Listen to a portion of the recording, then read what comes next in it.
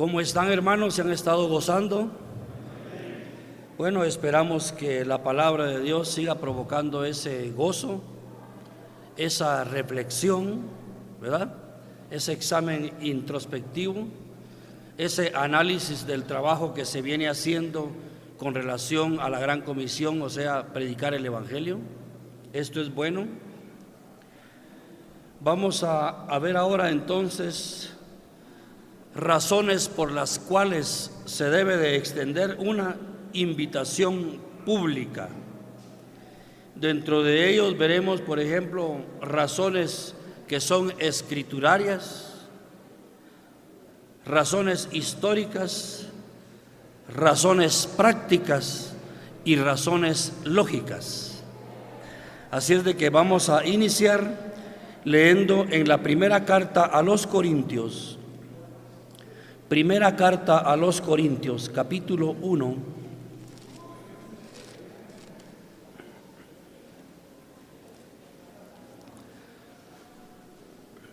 Y el versículo es el 24. Dice así la palabra del Señor: mas para los llamados, así judíos como griegos, Cristo poder de Dios y sabiduría de Dios. Mas para los llamados, dice, no hace acepción de personas. Hay dos grupos acá, a judíos y a griegos. Y ese llamado, sin ninguna duda, por lo que dice, viene en el poder de Dios. Cristo poder de Dios, dice, y sabiduría de Dios. Pensando en lo que decíamos por la mañana y lo que hemos venido oyendo, algunas cosas coinciden. ¿Por qué tantos evangelistas sienten la necesidad de extender una invitación del evangelio después de presentar el mensaje evangelístico? ¿Por qué será que sienten ellos esa necesidad? Es el mismo Espíritu Santo que los lleva a esto, porque saben que han entregado un mensaje que debe también ser correspondido con una decisión, con una respuesta. La respuesta puede ser positiva o negativa, dependiendo del que oye. El que no cree, por supuesto, va a ser una respuesta para él negativa, pero para el que cree va a ser una respuesta de bendición positiva para el beneficio espiritual de la persona. Razones escriturarias es lo primero que vamos a ver. Dios comisiona al querix o al predicador solo para llevar el evangelio, o sea, el querigma, el mensaje. Dentro de esto hablábamos que tampoco es correcto estar haciendo varias invitaciones. Es decir, cuando el mensaje apenas va a la mitad, por decirle algo. Eso no es correcto. Y más adelante vamos a comprender por qué no es correcto. Hablando, por ejemplo, de razones lógicas, razones, por ejemplo, prácticas y razones históricas. Nos van a ir dando la razón en base a la palabra del Señor siempre. La proclamación, por ejemplo, y la invitación no pueden separarse. Como quien dice, van de la mano siempre. Porque hay algo que se expone, entonces debe haber una respuesta, pero la respuesta no va a venir si no se invita también. Eso es inclusivo. La proclamación y la invitación no pueden separarse. Leamos en el Evangelio según San Juan, vamos a ver palabras como llamar y creer. Evangelio según San Juan, capítulo 9, encontramos ahí en el versículo 35 y 38. Dice así la palabra del Señor: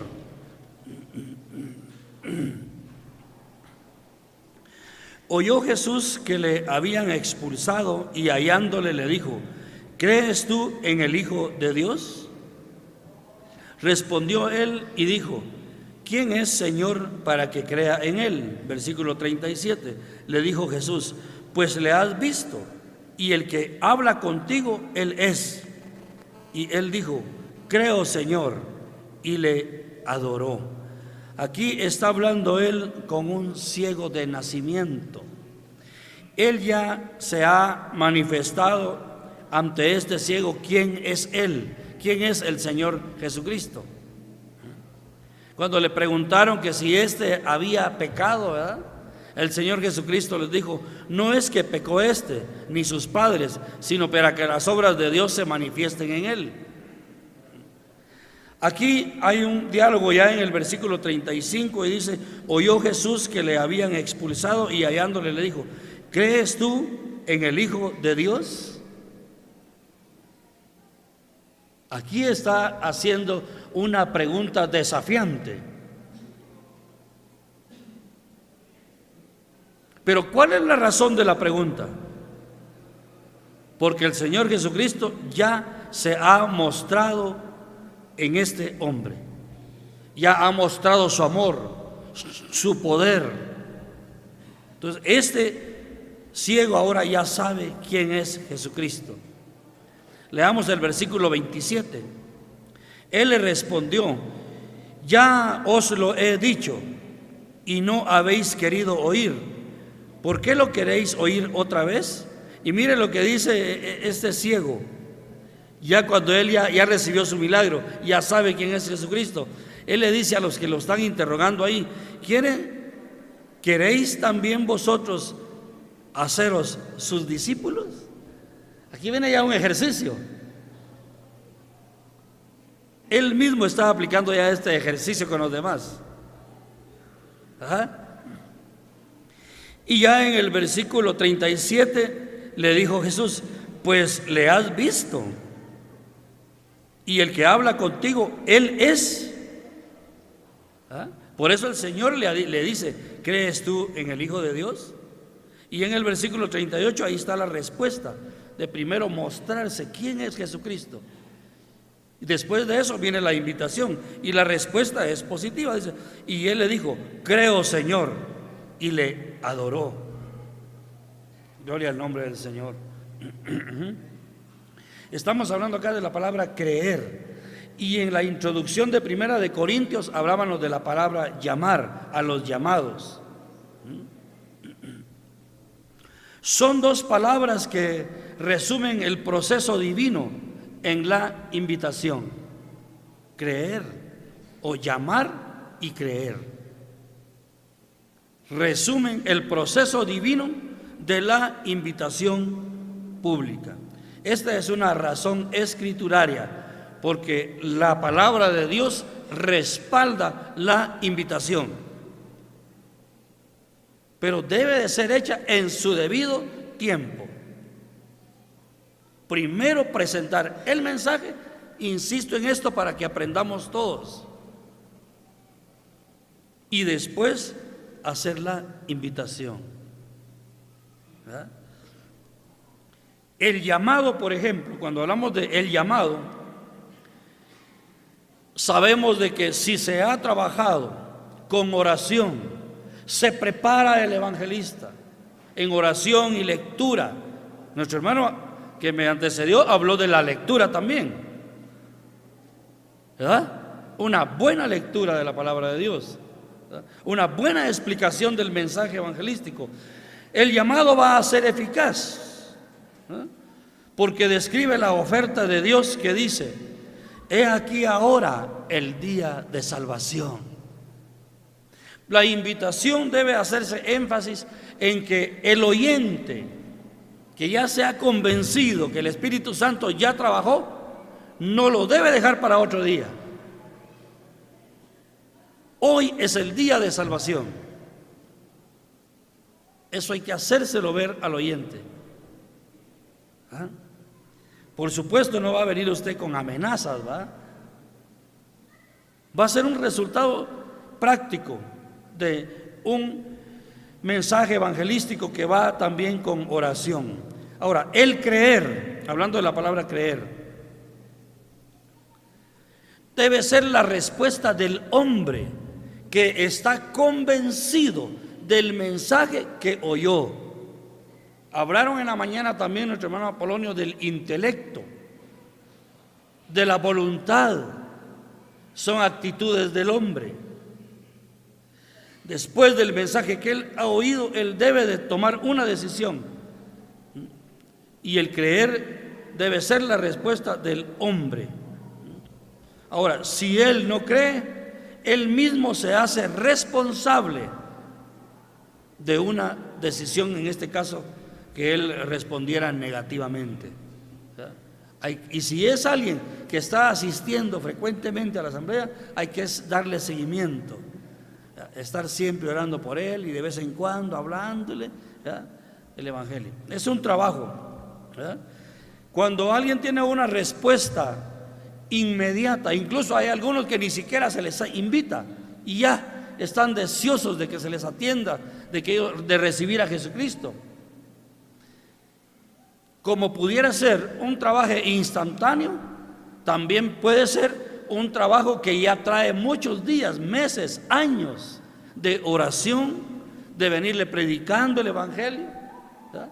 Viene viendo testimonio, todo eso, ¿verdad?, va en favor de una respuesta positiva, a favor del oyente. El mensaje, por ejemplo, y la invitación es lo que lo lleva a creer. La invitación es igual a tomar una decisión según lo que ha oído. Por eso el evangelista, o los que le hablamos a las personas, somos responsables de qué tipo de mensaje le vamos a dar. Porque si es un evangelio que ha sido alterado, no va a haber una conversión genuina. De eso debemos de tener bien claro nosotros. Segunda razón. La segunda razón es las razones históricas. Razones históricas. En cuanto a esto, nuestro hermano hablaba, ¿se recuerdan que hablaban de Adán hace poquito, en el mensaje que inició a las 2 de la tarde? Pues esto es una base para las razones históricas que están en la misma escritura, en Génesis 3:9. En este caso nos muestra un precedente histórico para extender una invitación. ¿Por qué razón? ¿Quién es el que da el ejemplo de invitar al hombre? ¿Quién invitó a Adán? Dios mismo. Por ahí oía yo de que hay una asamblea por ahí que no hace invitaciones. Y cuando sube el predicador le dice: sí, pero no vas a invitar porque aquí no hacemos invitaciones. Como queriendo realzar la obra del Espíritu Santo, y en realidad hay que glorificarlo también, ese trabajo. Es un trabajo divino. Porque el Espíritu Santo sabe a quienes ha elegido el Padre. Ajá. Pero la invitación es bíblica. Mas Jehová Dios llamó al hombre y le dijo: ¿dónde estás tú, Adán? Si hablamos de razones históricas, ahí está el inicio. Y es escritural. Es una razón escrituraria.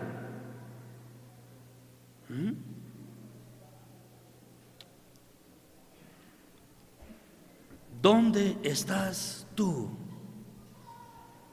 Interesante. Entonces Dios comienza buscando al hombre con un llamado y finaliza con Dios también y la iglesia en Apocalipsis 22:17. Leamos Apocalipsis 22:17.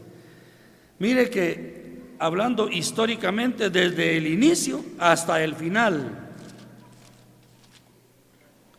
Y dice así la palabra del Señor, Apocalipsis 22:17. Y el espíritu y la esposa dicen: ven. y el que oye diga ven, y el que tiene sed venga, y el que quiera tome del agua de la vida gratuitamente. Leemos acá, venga, tome. Pero ¿quiénes van a responder a este llamado? ¿Quiénes serán? Los sedientos. Por eso dice acá, y el espíritu y la esposa dicen ven, y el que oye diga ven, y el que tiene sed. El que no tiene sed no va a responder al llamado. Pero de todas maneras, como Dios no hace acepción de personas, el llamado sí debe ser, y la proclamación deben ser incluyentes a toda persona, a todo el mundo que se le predique.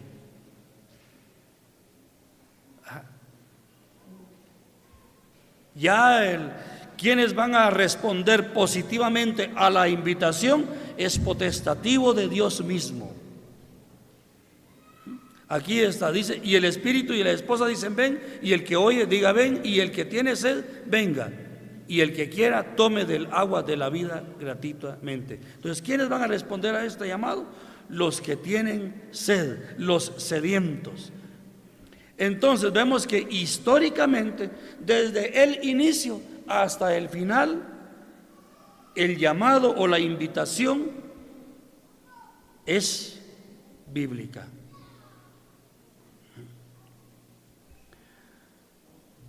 Esta práctica del llamado o la invitación pública continúa también después de Génesis en el Antiguo Testamento y sigue en el Nuevo Testamento, iniciando con la iglesia primitiva, como oímos ya bastante del libro de los Hechos nos hablaron.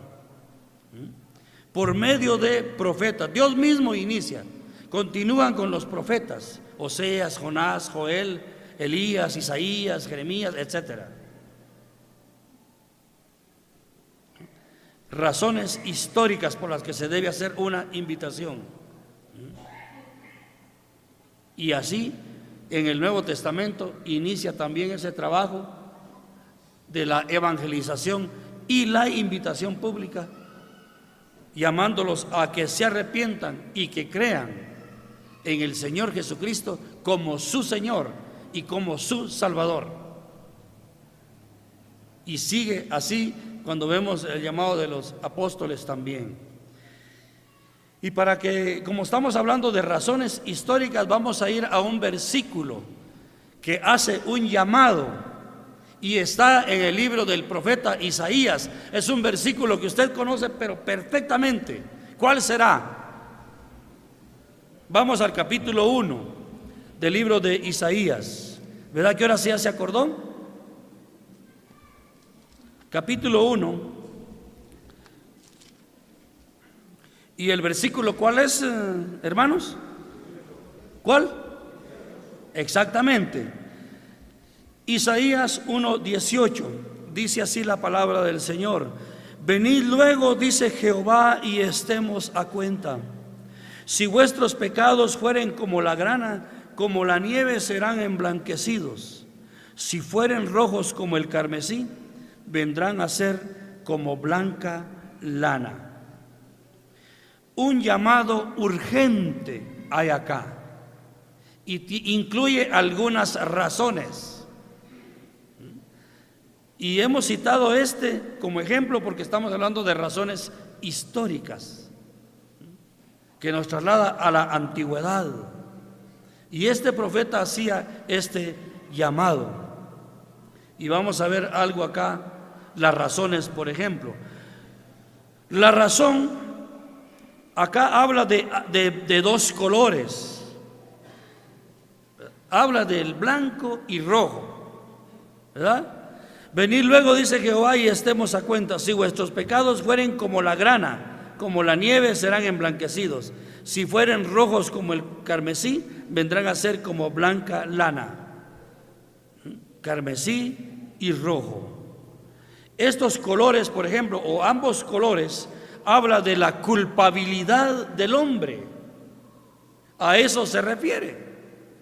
Y aquí encontramos, más adelante en el capítulo 1, en los primeros versículos, encontramos una radiografía o un ultrasonido de lo que hay en el interior del hombre.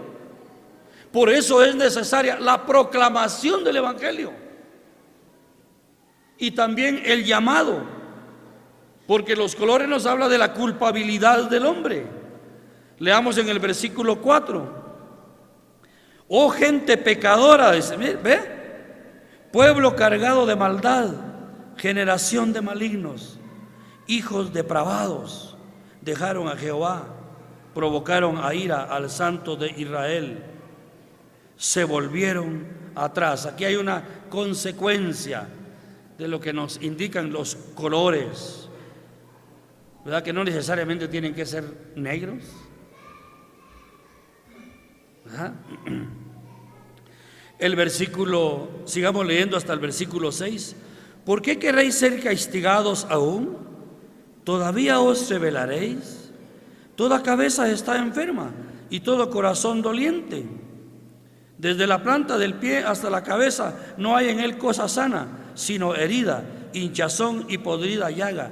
No están curadas ni vendadas ni suavizadas con aceite. Ideas depravadas cuando habla de la cabeza, que está sumergida en lascivias, en idolatrías. Triste la condición del hombre. Todas las acciones y palabras y sentimientos y la voluntad del hombre, todo está contaminado. Aún su propia tierra. Es decir, que el hombre no tiene una vida fructífera, hablando espiritualmente. Por eso Dios comisiona a la iglesia para ir y predicar el Evangelio, pero la esencia verdadera del Evangelio. Esto entonces incurre y cae o termina en un llamado, en una invitación pública. Y estamos viendo ahorita razones históricas por las cuales se debe de hacer una invitación. E insisto, no antes de presentar el mensaje o cuando el mensaje va a medias. Y sigue diciendo él, habla de la nieve y la lana, habla de la pureza, de la justificación que solo el Señor Jesucristo puede dar con su sangre. Así limpia el pecado Él. Veamos del versículo 19 del capítulo 1 de Isaías. Si quisiereis y oyereis, comeréis el bien de la tierra. Mire acá, sigue afirmando la invitación. Si quisiereis y oyereis, está hablando de arrepentimiento. Y claro, después de la proclamación, el llamado debe ser urgente para hoy. Nunca decirle, si hoy usted no puede, pues hágalo mañana. No. Dice, venid luego, dice, la urgencia del llamado, nunca mañana, sino que hoy debe de él proceder en el arrepentimiento el que oye. Hablando del profeta Juan el Bautista, también lo practicó Jesucristo igualmente, los apóstoles también usan la invitación. Nuestro hermano nos leía de Marcos 1:15, ahora vamos a Mateo, que también nos leyó esa cita él. Mateo capítulo 11 y el versículo es el 28, el que usted conoce muy bien, y dice, venid luego, venid a mí todos, dice, los que estáis trabajados y cargados, y yo os haré descansar. Aquí hay una invitación maravillosa. Venid a mí todos los que estáis trabajados y cargados, y yo os haré descansar. El Señor les habla y ahora los invita a que vengan.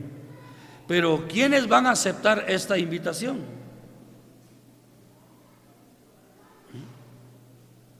¿Se recuerda lo que hablamos de que en el libro de Apocalipsis, quiénes tomaron ahí la decisión de aceptar esa invitación? ¿Quiénes fueron? Los sedientos, ¿verdad? Ahora aquí, ¿quiénes serían? Dice: venid a mí todos los que estáis trabajados y cargados, y yo os haré descansar. Nadie que no se sienta trabajado o cargado, hablando pecaminosamente, no va a atender esta invitación.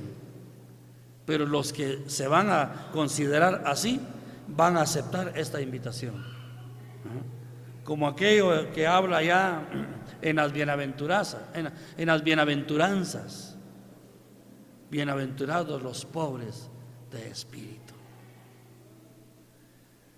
Ahora, allá en Hechos 3:19, Pedro ahí se encuentra en el pórtico de Salomón y dice: así que arrepentíos y convertíos. Dice. Razones históricas. Desde aquel entonces, desde el inicio, Dios toma la iniciativa de llamar al hombre y concluye en Apocalipsis, pasando por todos los profetas, por el Señor Jesucristo, por la iglesia primitiva, hasta llegar a Apocalipsis. La proclamación y la invitación histórica.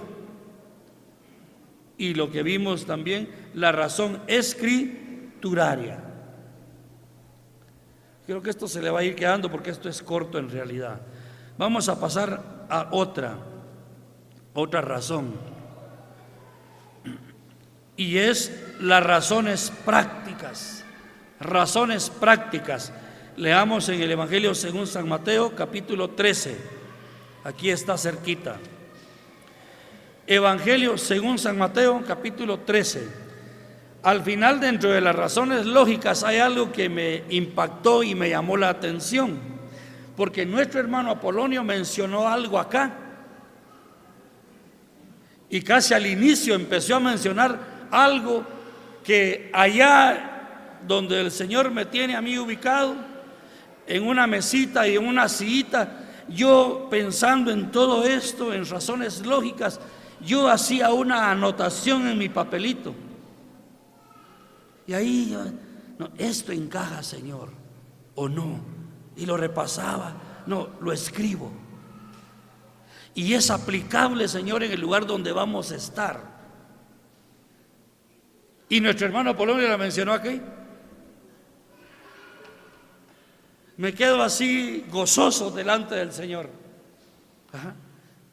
Y nuestro hermano que me antecedió mencionaba de la pesca, ¿verdad? Y los que en la costa saben de esto. Y hay otra anotación también. Ajá. Pero dice acá Mateo 13, versículo 51. Dice así la palabra del Señor. Jesús les dijo: ¿habéis entendido todas estas cosas? Ellos respondieron: sí, Señor. Leamos el versículo 52. Él les dijo: por eso todo escriba docto en el reino de los cielos es semejante a un padre de familia que saca de su tesoro cosas nuevas y cosas viejas. Este es un mensaje sencillo. Aquí viene hablando en este capítulo 13 de las parábolas, que nuestro hermano Gamaliel nos explicaba ya algunas de ellas. ¿Y qué es una parábola? Acá, por ejemplo, se asegura que los oyentes le entiendan la enseñanza al Señor. Y esta es la fuente que nos va a servir para ejemplo. Por eso él pregunta en el versículo 51: ¿habéis entendido todas estas cosas? Hablando de incluso hubieron parábolas que él mismo se las retomó otra vez y se las vuelve a explicar a sus discípulos. Porque el propósito del gran maestro, el Señor de señores, es que sus oyentes le entiendan. Esto nos indica y nos lleva a apuntar a analizarse el evangelista a sí mismo, que el mensaje que tiene que proclamar, primero la esencia, la oración, una buena lectura, decía nuestro hermano, me gustó eso. Porque en las lecturas hay puntos, hay comas, Analizaba cómo nuestro hermano Luis Ramírez leía y iba así bien. Sí, qué interesante. Pues además de estas cosas que son esenciales, el mensaje, el evangelista debe de preocuparse que sea sencillo, que sea claro, para que los oyentes le entiendan. Esto apunta a esta pregunta del Señor: ¿habéis entendido todas estas cosas? Ellos respondieron: sí, Señor. El versículo 52, por medio de parábolas, él trata acá, por ejemplo, que comprendan las cosas viejas del judaísmo, ¿verdad?, con las nuevas del cristianismo. Les decía en la mañana que hay personas, a veces un grupo de personas que tienen tiempo de estar en las asambleas y usted ve que no se convierten, ¿verdad? Es necesario que se hablen con ellas. De repente, pensando en este versículo 51, de repente que no han entendido el mensaje todavía. ¿Podría ser? Ajá. Pero usted tiene la dicha de conocerles y salirles al encuentro, y estoy orando por usted, por ejemplo. ¿Sabe cuál es otro de los errores cuando se evangeliza? Antes que hablarles de la esencia del evangelio, del sacrificio de Cristo, de su muerte, su sepultura y su resurrección, viene el que evangeliza o la hermana que evangeliza y va y le señala el adulterio a la mujer que tiene enfrente. Apártese de ese adulterio, le dice. ¿Estará hablando, llevando un mensaje escritural? Deje ya la idolatría, le dice. ¿De eso le habla? Que se aparte de eso. Pero ¿cómo se va a apartar si el mensaje no está llegando como debe llegar al corazón? Ajá. Es que el mensaje evangelístico no va a ir al corazón del hombre señalándole sus faltas. No. ¿Será que leemos cuando el Señor Jesucristo está en la cruz en medio de dos ladrones ahí? ¿Será que el Señor los empieza a acusar? Tú eres el ladrón, ¿verdad?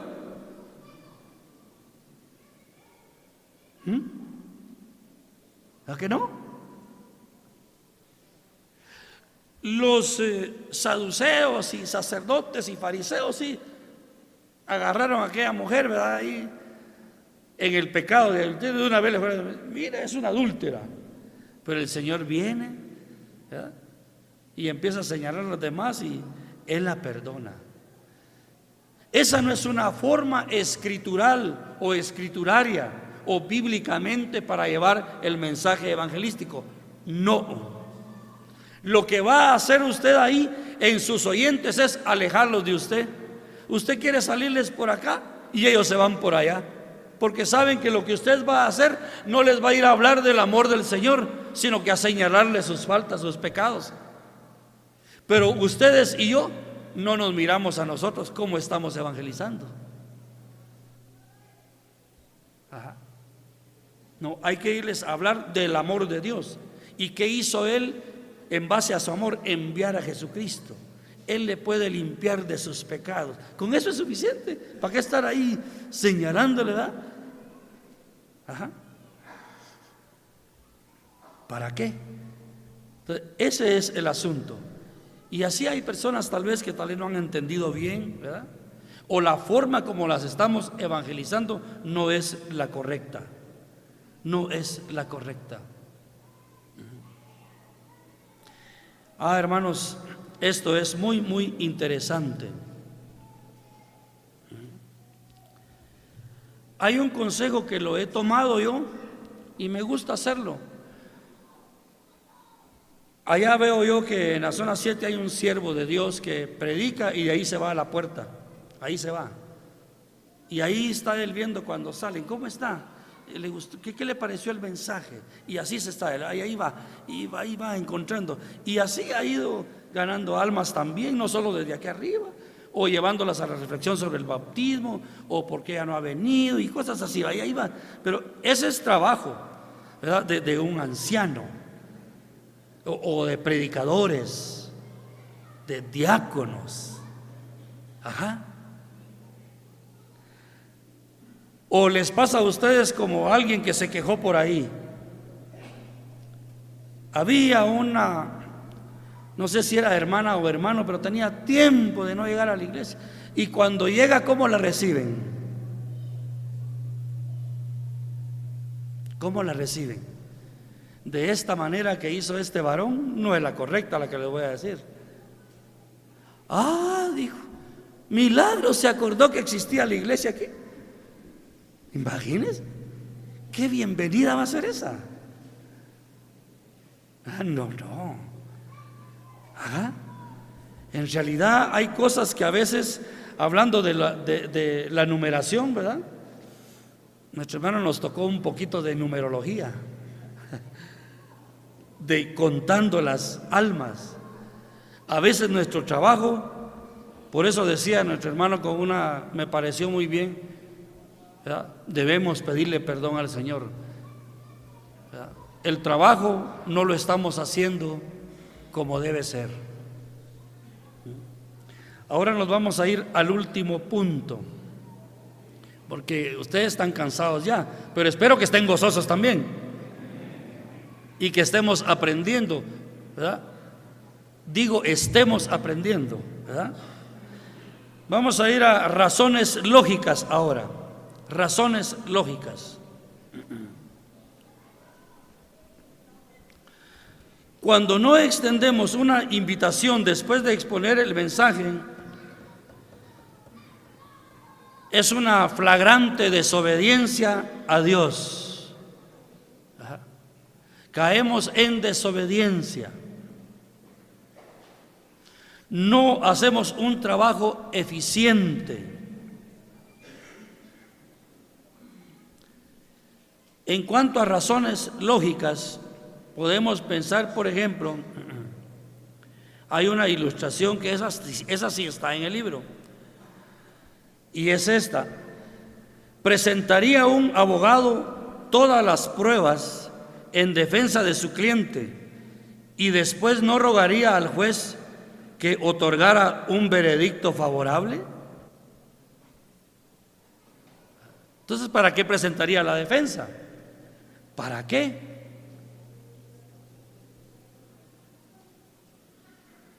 Razones lógicas, cosas que tienen sentido, que son fáciles de entender y comprender. Oiga, pues, presentaría un abogado todas las pruebas en defensa de su cliente y después no rogaría al juez que otorgara un veredicto favorable.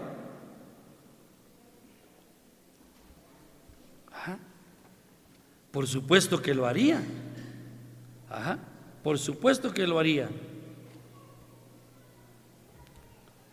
Nuestro hermano Gamaliel insinuaba algo sobre la retórica. Esa es una pregunta retórica, la que vamos, esa ilustración que acabamos de presentar. Y tengo otras acá. Por ejemplo, ¿qué hace un vendedor, por ejemplo, que tiene algún producto por ahí? El vendedor primero lo que hace es presenta su producto y habla del mismo producto. Eso es lo que hace. ¿O cree usted que él va a hablar primero de precios y formas de pago y todo eso? ¿Ah? Aunque el producto sea malo, le dice que es buenísimo. ¿Verdad? ¿Verdad? Pero el vendedor primero presenta su producto y habla de él. Después sí hace la pregunta: ¿hay alguien interesado aquí? Le hablaré del precio y de las formas de pago. Razones lógicas en retórica. Algo más.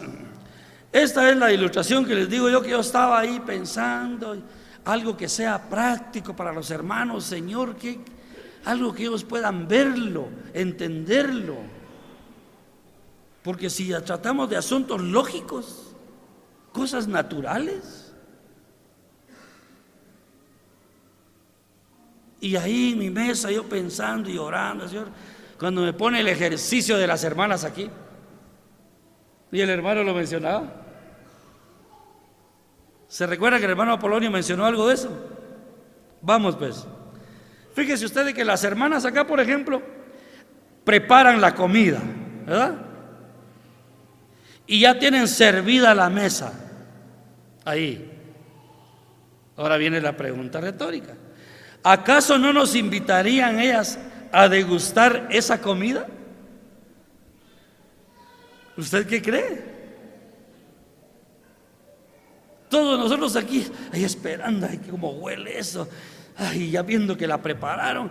¿Qué se queda haciendo usted cuando ya mira que ya las hermanas ya hasta limpiando los platos así para que no estén, que solo se vea la comida y que el color del plato se note, aquella decoración de una forma artística para presentar la comida, y todos nosotros ahí y nosotros ya así, ay, si quieren nos invitaran ya, y usted se queda esperando, y si las hermanas no le invitan, y dice, ay, y tengo hambre y se ve rico, y que ay, yo hubiera deseado probar eso, pero como no hicieron la invitación. ¿Sabe usted que a veces hay creyentes o personas que cuando les hablan, pues yo tenía deseo, pero como no hicieron la invitación? Pero aquí ahorita hermano tiene, o hermana, o amigo o amiga, ahorita tiene la oportunidad. ¿Qué dice usted? Sí quiero, dice. ¿A ver? Esta es algo que tiene que ver con la lógica y es natural y fácil de comprender. Razones lógicas por las cuales se debe hacer una invitación. ¿Acaso no nos invitarían a degustar la comida a ellas? Por supuesto. Sirven todo ya listo. Bueno, hermanos, ¿desearían ustedes pasar a la mesa? Amén, diríamos todos, ¿verdad? ¿verdad? O otros dirían, ¿qué rato nos hubiera invitado, hermana? ¿verdad? Sí, razones lógicas. Para concluir con este asunto de las razones por las cuales se debe hacer una invitación pública y bíblica, primero fueron las razones escriturarias. O sea, la escritura afirma y confirma que es necesario hacer la invitación, y la invitación se hace de carácter urgente. Segundo, vimos las razones históricas. Dios mismo inicia y concluye el Apocalipsis igualmente haciendo la invitación. Seguidamente, las razones prácticas, que el mensaje sea claro. Esa debe ser la preocupación del evangelista. Señor, quiero servirte, quiero predicar el evangelio, Señor, pero quiero hacerlo bien, conforme lo que tu palabra dice, y estudiando a los evangelistas de la Biblia. ¿Cómo lo hicieron ellos? Porque el mensaje debe ser claro. Razones prácticas, sencillas. Y ahora estamos en razones lógicas. Y como conclusión, dentro de las conclusiones tenemos también retórica. Por ejemplo, dentro de las conclusiones, Dios comenzó llamando a Adán y espera también que la iglesia continúe proclamando e invitando a los pecadores a Cristo. ¿A medio mensaje? ¿Antes del mensaje? Después de exponer el mensaje evangelístico. Retórica, y la pregunta es escritural. Romanos 10:14, hay una frase ahí en retórica. ¿Y cómo creerán en aquel de quien no han oído? ¿Ve? Que después de que ya oyeron, viene la invitación. ¿Y cómo creerán en aquel de quien no han oído? Y ahora, en base a esa pregunta escritural, tengo una pregunta retórica acá que estaba hecha en un pensamiento, y es esta, como conclusión, en retórica. ¿Y cómo entrarán sin haber quien los invite a la puerta que es Jesucristo, por ejemplo? Ajá. ¿Y cómo entrarán sin haber quien los invite a entrar por la puerta angosta? Es lógico. Si se presenta el Evangelio, hay que hacer una invitación. ¿Verdad?